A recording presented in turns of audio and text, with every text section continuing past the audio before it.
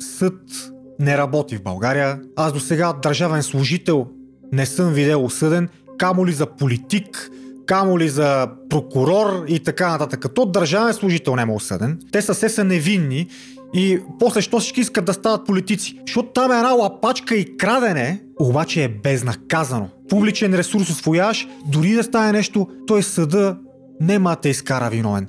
Ти си лапаш парички и си ненаказуем. Аз и знаех, че няма да стане нищо. Още от началото, когато водехме разговорите, изчакайте момчета, тук до няколко дни ще ви се обадим, бех сигурен, че ще се покрият. С надеждата ние да продължиме да си мълчиме и да не дигаме врява, да не се разбира този проблем, защото може да се окажат и други проблеми, както споменахме за кешовица на групите. Кешовица тука, подкупче тука, източване там.